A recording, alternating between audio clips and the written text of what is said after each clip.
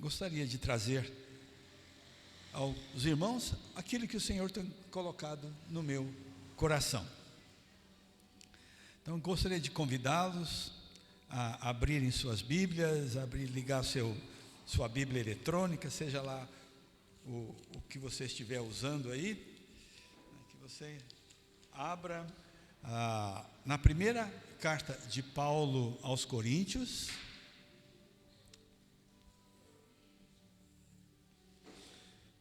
no capítulo 1, e daqui a pouco eu vou te dar o nosso posicionamento dentro desse texto. Mas gostaria de começar esta reflexão com os irmãos, chamando a sua atenção para dois momentos antes desse aqui. E são dois momentos que irão nos ajudar a entender aquilo que acredito que é o que o Senhor tem para nós nesta noite. O primeiro momento, ambos estão dentro do contexto do nascimento de Jesus. Então, naquele momento ali onde aconteceu o nascimento de Jesus, nós vemos várias coisas acontecerem. Uma delas foi a reação daqueles que não criam que Jesus era o enviado de Deus. Então, essas pessoas tiveram a oportunidade de manifestar a sua incredulidade. E a sua incredulidade, ela estava bem pontuada. A primeira incredulidade estava em crer, a dificuldade em crer que Jesus era um ser divino. Porque realmente o nascimento de Jesus não foi uma coisa sobrenatural. Lembrar que Jesus nasceu de uma mulher,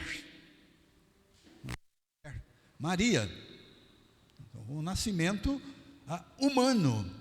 Agora, vamos pensar bem, nós estamos falando de Deus se manifestando entre nós, nascendo de mulher.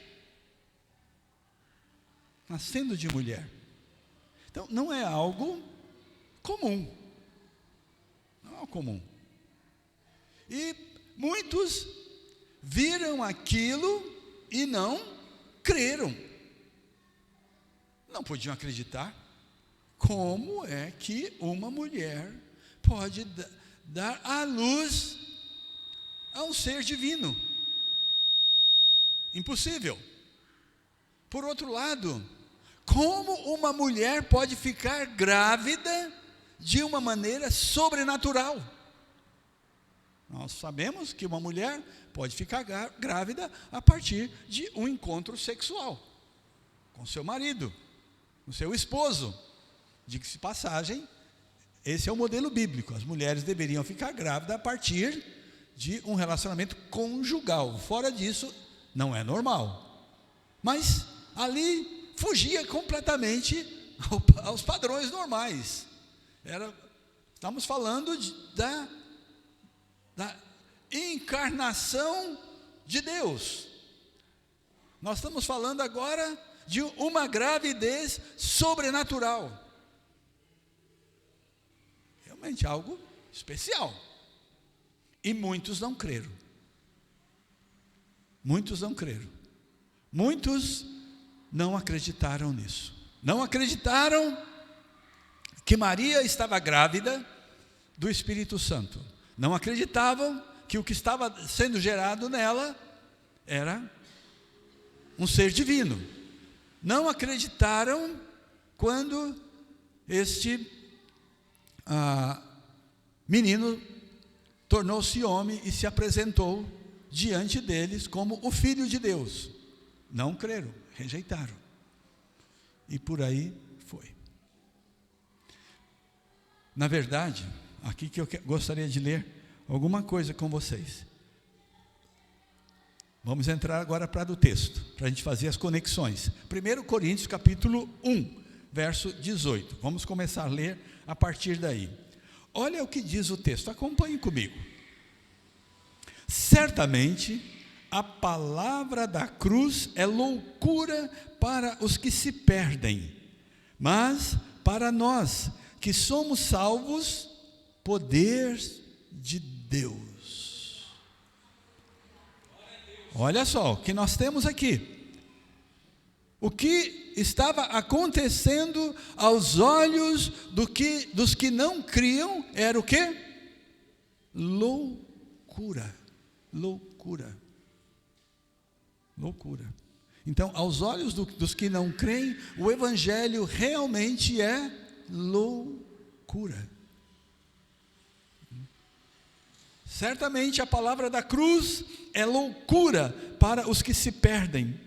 Imagina só, a palavra da cruz se refere a essa manifestação de Deus a partir da concepção sobrenatural, a manifestação do Deus Todo-Poderoso em forma de homem. Isso é loucura. Como admitir uma coisa dessa?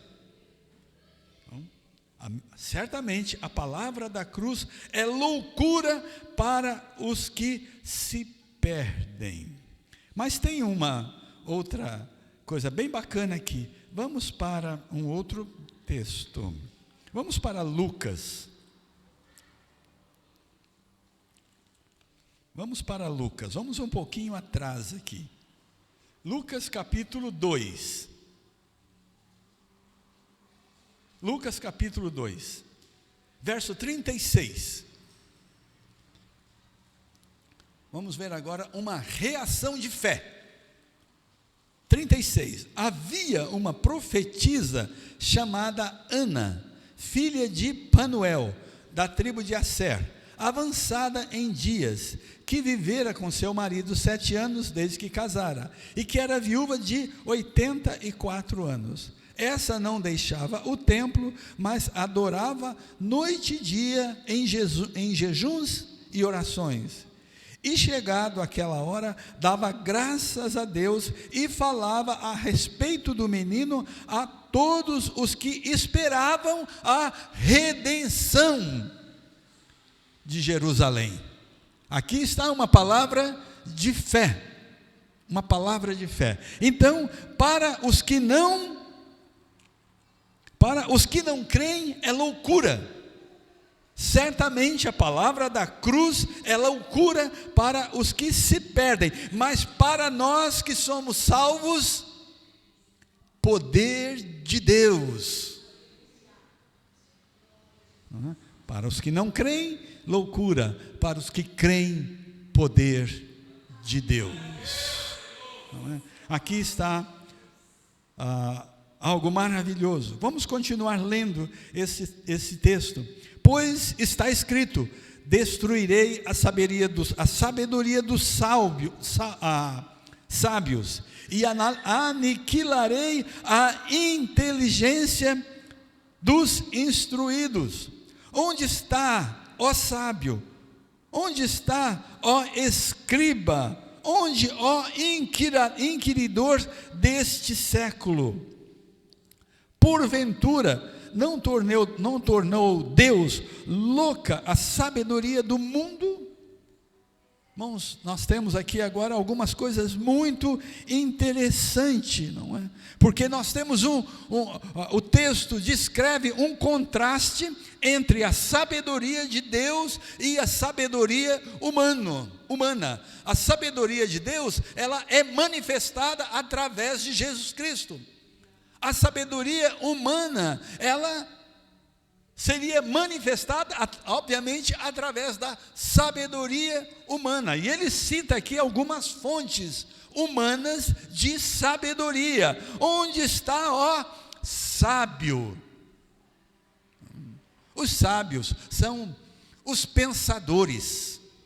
o mundo tem pensadores, não é? O mundo tem pensadores desde a antiguidade. Então, os mais famosos são os pensadores gregos, não é? Quem estuda um pouco de filosofia sabe os nomes deles, não é? Nós temos o Sócrates da vida, o Platão da vida, os Aristóteles da vida, são os pensadores, e esses homens formularam os pensamentos que muitos deles tinham como objetivo tirar a humanidade do caos que esta já se encontrava na época, oferecer resposta para os problemas que aquele tempo já se manifestavam no seio da humanidade. Então, esses sábios estavam ali apresentando soluções, os sábios. Onde está o escriba? O escriba era um estudante da palavra, um estudante das escrituras. E esses escribas também, eles ofereciam a sua interpretação das escrituras. E na interpretação das escrituras, não seria o Cristo da cruz que viria. E quando o Cristo da cruz vem, os sábios da lei judaica, aqueles que interpretavam a lei judaica, disseram: esse não é o Cristo. A Bíblia diz que os seus não o receberam, os seus o rejeitaram, porque eles não creram. Interessante, não é? Porque pensar que os sábios secularistas não creram, até faz sentido, porque eles são, o pensamento deles é a partir de uma perspectiva humana. Mas pensar que aqueles que estudavam as Escrituras e até entendiam todas as profecias, não é que eles não esperavam a vinda de um Messias, eles esperavam, eles sabem, e até hoje, dentro da doutrina da religião judaica, está a expectativa da vinda do Messias. Mas quando o Messias vem, isso é loucura. Isso é loucura. Como? De uma fecundação sobrenatural, uma gestação sobrenatural? Não tem como. Não é por aí. Então, eles não creram. Não creram. Ok? Onde está o sábio? Onde está o escriba? Onde, ó inquiridor deste século? Aqui nós temos aparece aqui um sujeito oculto, o inquiridor deste século. Bom, quando eu olho para essa palavra inquiridor deste século, eu só posso pensar numa pessoa, né? No próprio Satanás. No próprio Satanás, que lá em Gênesis capítulo 15 diz que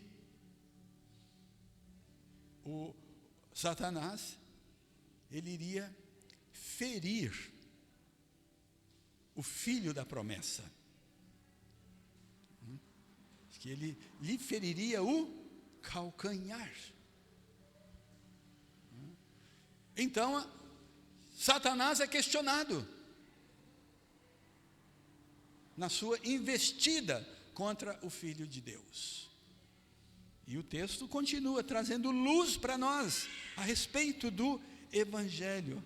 Porventura não tornou Deus louca a sabedoria do mundo?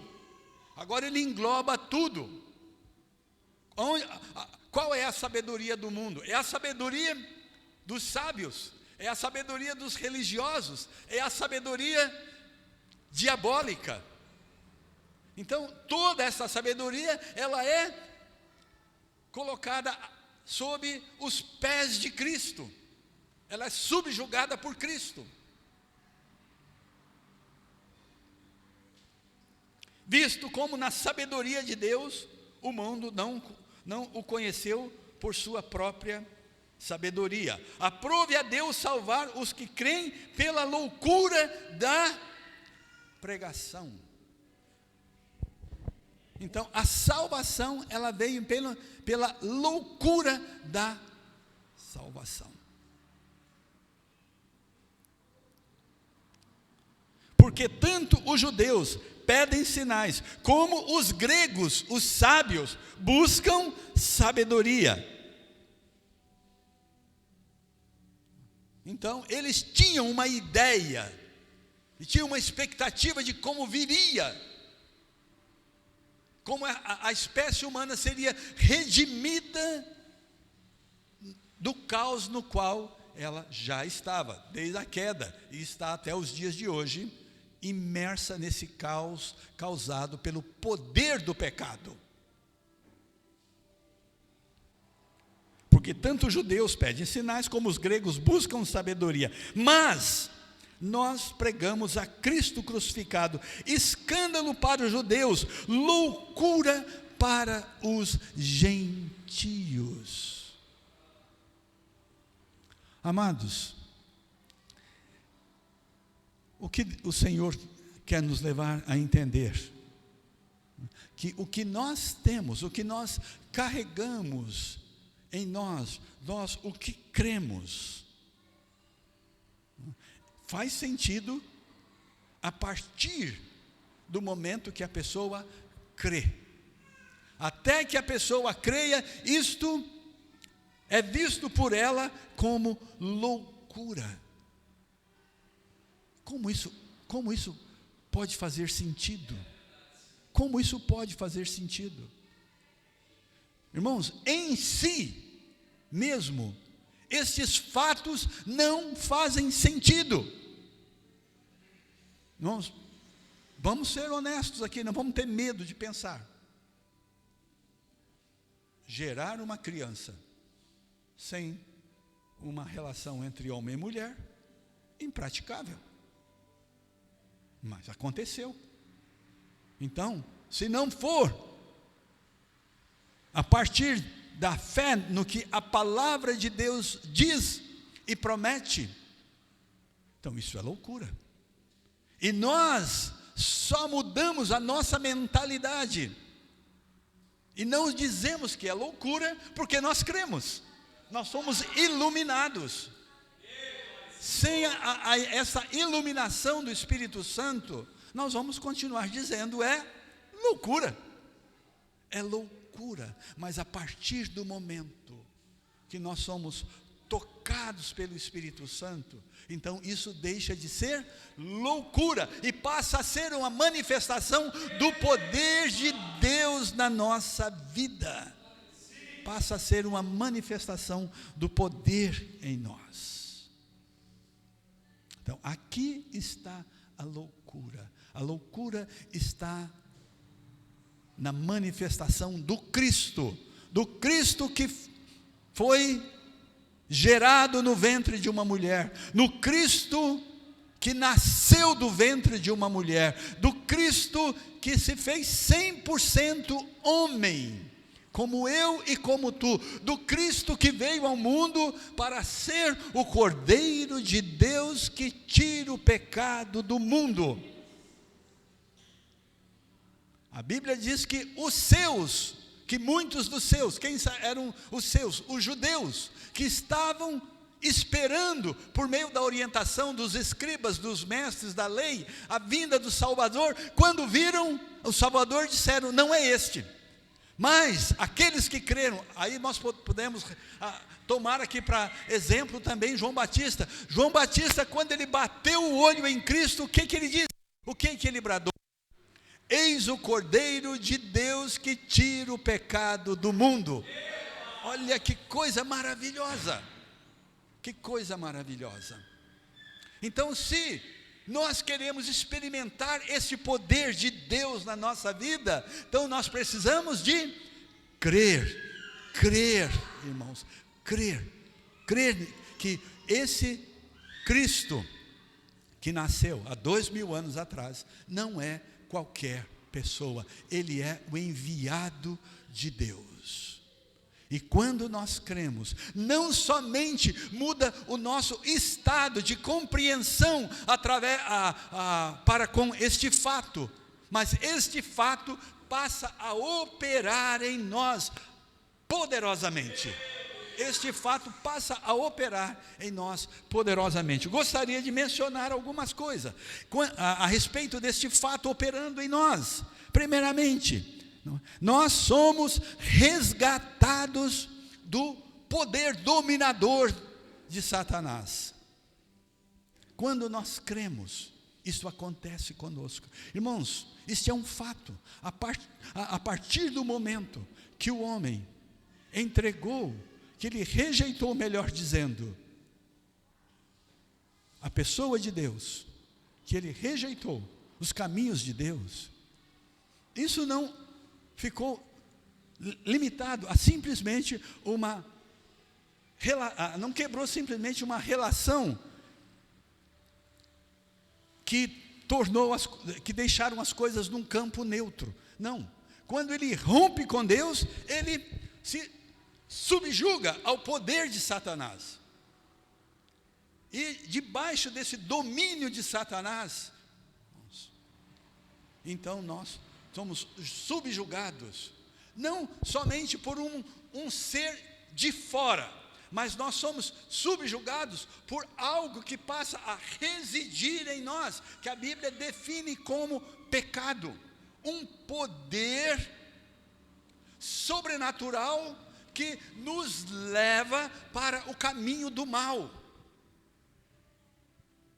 que nos inclina para tudo aquilo que desagrada a Deus, que nos conduz para tudo aquilo que nos leva para o caminho da destruição, que nos leva para o caminho da morte. Irmãos, e em nós mesmos, nós não temos poder para resistir esta força do pecado na nossa natureza. Ela é tão forte, tão forte, tão forte, que na teologia se define dessa maneira: nós temos uma natureza pecaminosa. É tão forte que os teólogos definiram dessa forma. Ou seja, o que quer dizer essa natureza pecaminosa? É uma natureza que agora está toda contaminada pela força do mal. Não há nada de bom no ser humano. O ser humano, ele está, por natureza, propenso para o mal, para o egoísmo, para tudo aquilo que desagrada a Deus, que faz mal para o seu próximo e faz mal para si mesmo. Olha que coisa, que loucura. Desagrada a Deus, prejudica o seu próximo e prejudica a si mesmo.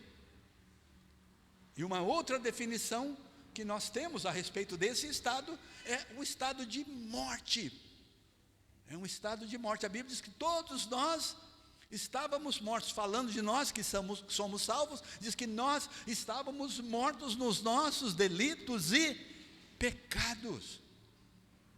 Este é o poder do pecado sobre a natureza humana. Mas quando nós cremos, irmãos, algo sobrenatural acontece em nós. Nós temos os nossos pecados perdoados e nós somos empoderados para superar o poder do pecado. A Bíblia diz que quando nós estávamos no pecado, quando nós estávamos vivendo sobre o domínio de Satanás, então nós inclinávamos para as coisas da carne. Mas agora, nascidos de novo, cheios do Espírito Santo, agora nós inclinamos para as coisas do Espírito. Quem está na carne, inclina para as coisas da carne. Quem está no Espírito, inclina para as coisas do Espírito. Que coisa maravilhosa, irmãos. Que coisa maravilhosa. A loucura da cruz. A loucura da cruz, irmãos, é a nossa libertação. É a nossa libertação. Mas nós só vamos atestar, experimentar isso quando nós cremos. Se nós continuarmos duvidando destas coisas, então nós vamos viver sem experimentar. Vamos viver sem experimentar. A loucura da cruz, a loucura de Deus. Irmãos, realmente, a cruz não faz nenhum sentido. A mensagem da cruz não faz sentido, desde a sua origem, até o ato da crucificação.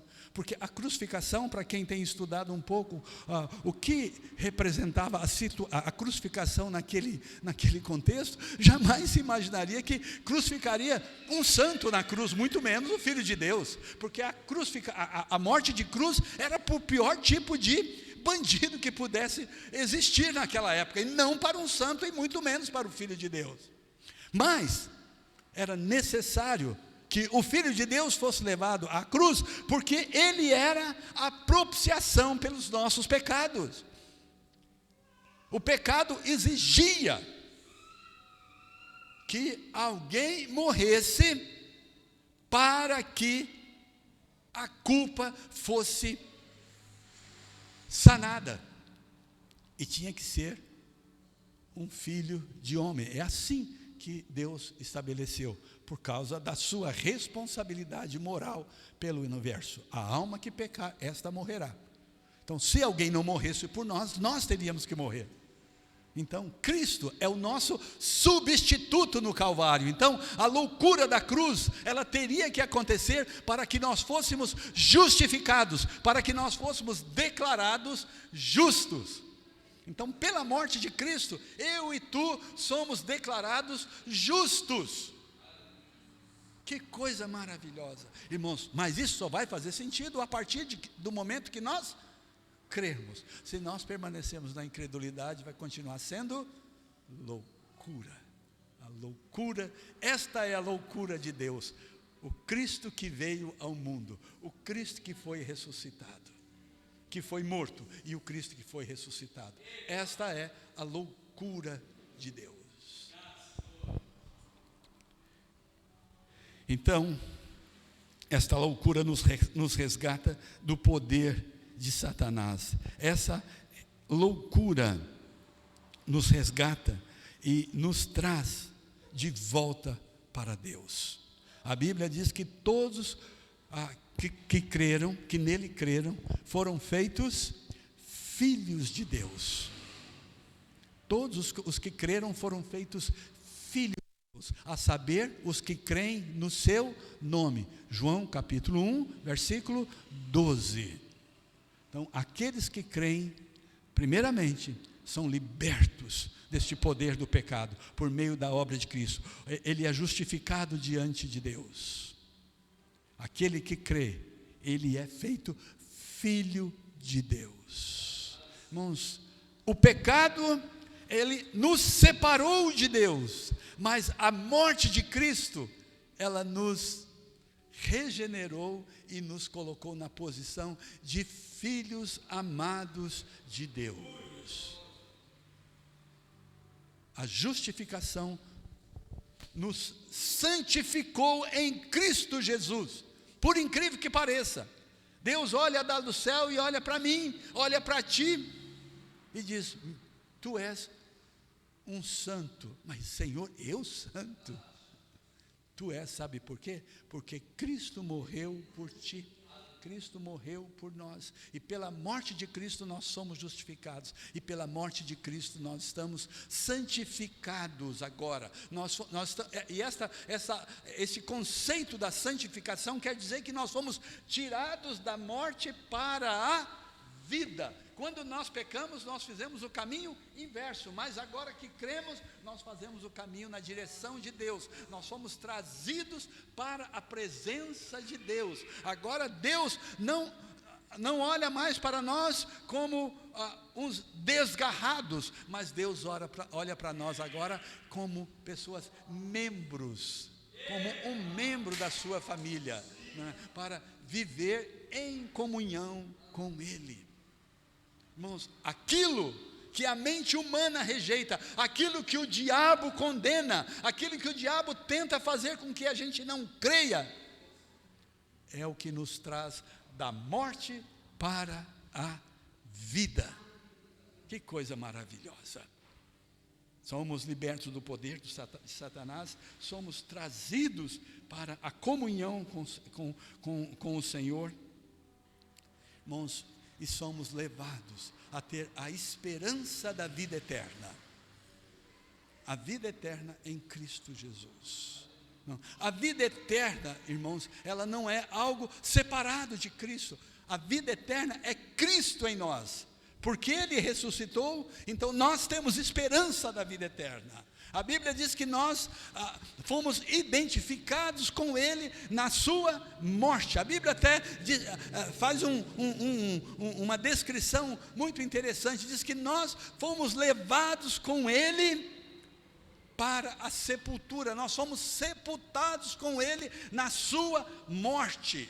Irmãos, essa maneira de explicar é para nos mostrar a obra completa e perfeita de Cristo, para que não haja dúvida. Então, sobre aqueles que creram, sobre aqueles que foram justificados, não resta nenhuma dúvida. Por isso que nós podemos agora viver pela graça de Deus com a nossa cabeça erguida, porque nenhuma condenação há para os que estão em Cristo Jesus, para aqueles que creram que Jesus é o Cordeiro de Deus que tira o pecado do mundo. Ele nos levou consigo na sua morte para a cruz, Ele nos levou consigo na sua morte para o túmulo, e lá ficou no túmulo este ser pecador, este ser cuja natureza estava sob o domínio de Satanás, sob o domínio do pecado. Este ser morreu com Cristo. Mas esse Cristo em quem cremos, Ele não ficou no túmulo. A Bíblia diz que Ele ressuscitou. E a Bíblia diz que aqueles que Ele levou consigo para o túmulo, também com Ele ressuscitou. Então nós somos ressuscitados com Cristo para viver uma nova vida em Cristo Jesus. O apóstolo Paulo, no início da carta, nós podemos olhar aqui, volta um pouquinho a sua página aí, no verso 2 do capítulo 1, olha só que palavra interessante aqui. A igreja de Deus que está em Corinto, aos santificados em Cristo Jesus. Esses santificados são exatamente os que creram, os que foram justificados, os que foram levados com Ele para o túmulo, para a morte, e os que com Ele ressuscitaram. Mas veja o que ele diz aqui: a igreja de Deus que está em Corinto, aos santificados em Cristo Jesus. Aí vem uma outra coisa: chamados para ser santos. Chamados para ser santos. Irmãos, uma vez libertos do poder de Satanás, uma vez libertos do poder do pecado, uma vez morto com Cristo, uma vez ressuscitado com Cristo, agora nós somos chamados para o quê? Para a santificação.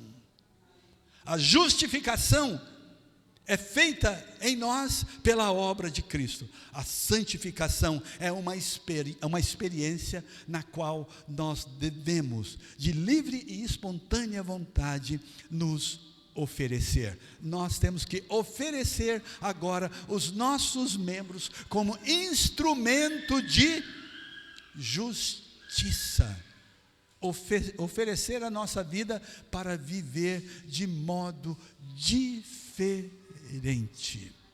Então, agora, nós que passamos por essa experiência, não vivemos mais como vivíamos antes de conhecer a Cristo, antes de receber a Cristo como Senhor e Salvador. Agora, a nossa vida será orientada pelos...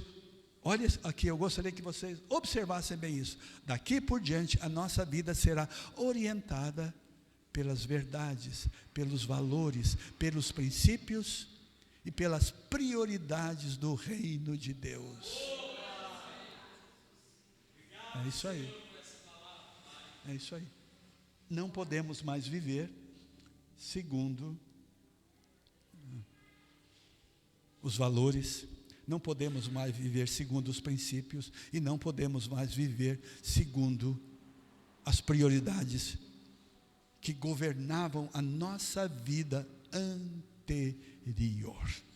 Irmãos, eu digo assim, a partir do momento que nós tomamos consciência dessa verdade em nossa vida, eu fui salvo, eu fui justificado, eu fui ressuscitado. Nós devemos, assim como a Maria e as outras mulheres, quando chegaram no túmulo, não encontraram Jesus, elas voltaram correndo e disseram: Jesus ressuscitou.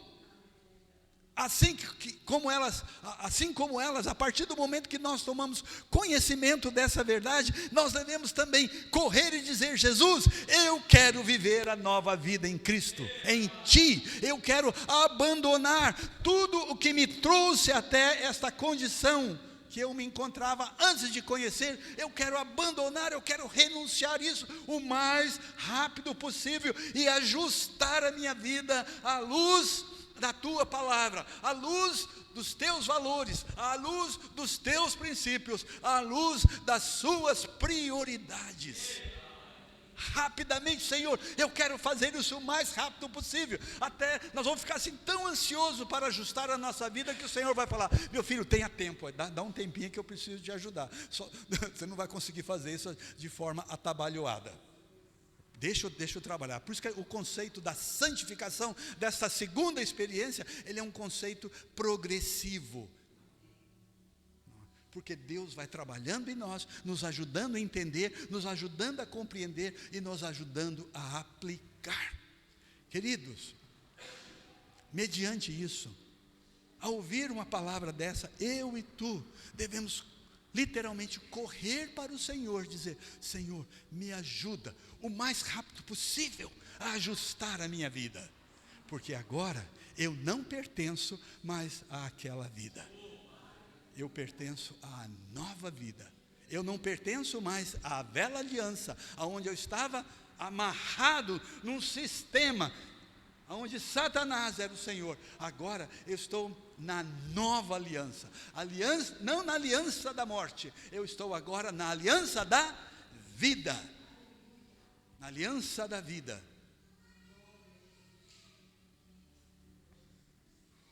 Como nós estamos lidando com esta nova fase da nossa experiência com Cristo? Lamentavelmente, irmãos, muitas pessoas completam a primeira parte da experiência, mas quando chega na segunda parte da experiência, diz: Senhor, dá um tempinho aí, Senhor, dá um tempinho. Nós não podemos protelar a nossa santificação. A partir do momento que nós convertemos, nós devemos o mais rápido possível entrar para o caminho da santificação, entrar para o caminho desse ajuste, para que Deus complete a obra na nossa vida. O Senhor quer completar a boa obra que começou em mim, que começou em ti, que começou em nós. Irmãos, tem muito mais para revelar para ti. Deus tem muito mais para derramar sobre sua vida. Mas enquanto nós não permitirmos, a bênção fica lá parada. Porque a segunda bênção, ela só será derramada a partir do momento que nós tomarmos um passo na direção dela. Usando a saída do povo de Israel do Egito, o primeiro passo foi crer que Deus enviou Moisés para ser o libertador, para tirá-los de dentro do Egito. O segundo passo foi crer que Deus poderia levá-los até a terra prometida. Então, se eles não tivessem tido a coragem de botar o pé na água, o mar não teria se aberto. Iam ficar do lado de cá, contemplando o outro lado, e o inimigo chegando aqui. Irmãos, fugir da santificação é dar tempo para o inimigo nos alcançar. Fugir da santificação é dar tempo para o inimigo nos alcançar. Quanto mais nós adiarmos a nossa entrada nesse processo da santificação, mais tempo nós daremos para o inimigo, mais tempo nós daremos chance para sermos novamente dominados por esse poder maligno. Então, irmão, vamos pisar o pé na água lá rapidinho, para a gente atravessar o Jordão e entrar no caminho da terra prometida, para o lugar aonde o Senhor quer nos levar. Irmãos, os planos de Deus para mim e para ti, não são planos para roubar de nós o melhor da vida, muito pelo contrário. O plano de Deus para nós são planos de paz, são planos de bem. Então nós não precisamos ter medo de nos jogar definitivamente nos braços do Senhor. E o texto continua. Mas para os que foram chamados, tanto judeus como gregos, pregamos a Cristo, poder de Deus e sabedoria de Deus. Irmãos, Jesus, ele é a representação plena do poder e da sabedoria de Deus. Ele não somente tem o poder e a autoridade para nos resgatar da mão de Satanás, como também ele tem toda a sabedoria para nos equipar para a vida vitoriosa, para a vida abundante. Cristo é tudo o que eu preciso, Cristo é tudo o que tu precisas, Cristo é tudo o que nós precisamos, para essa vida.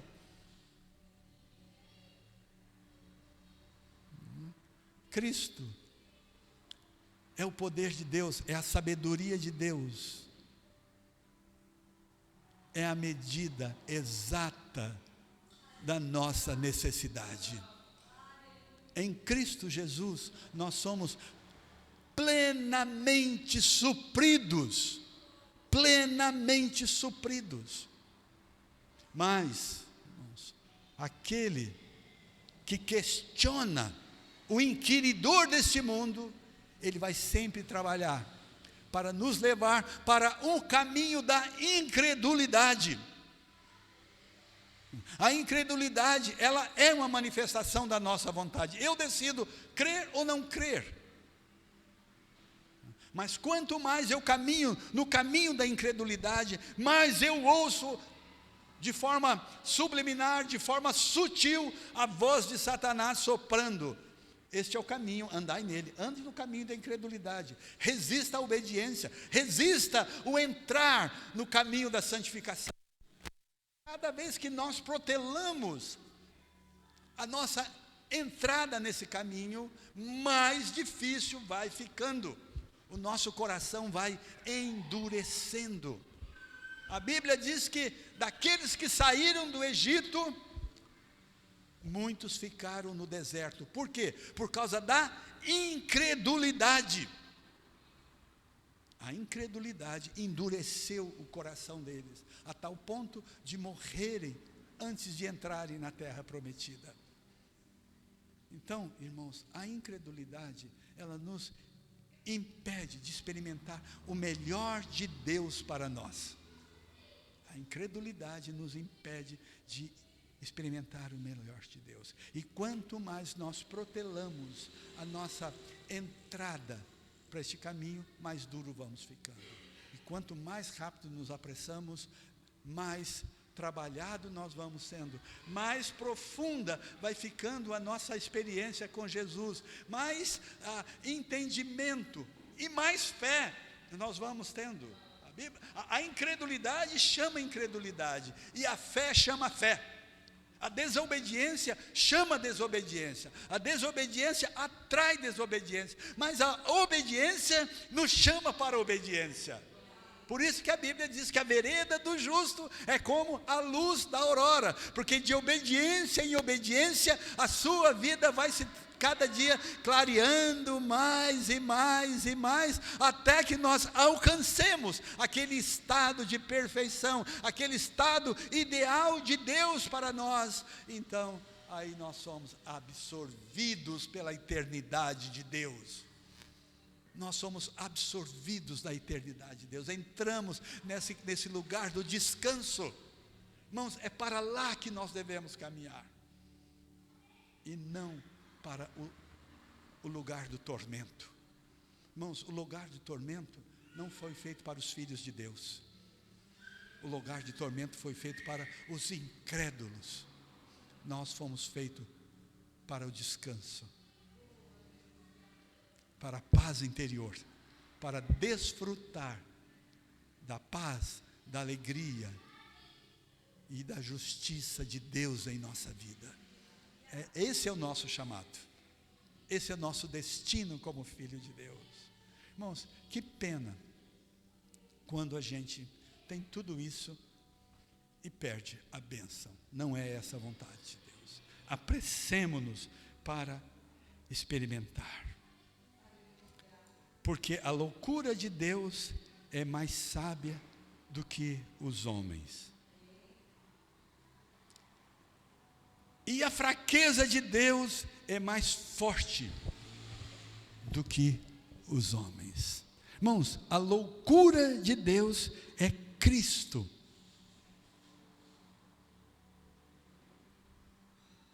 Gostaria de fazer uma proposição para vocês aqui. A loucura de Deus é Cristo, e a fraqueza de Deus somos nós. A loucura de Deus é Cristo, e a fraqueza de Deus somos nós. O poder de Deus se aperfeiçoa aonde? Na fraqueza. Na fraqueza.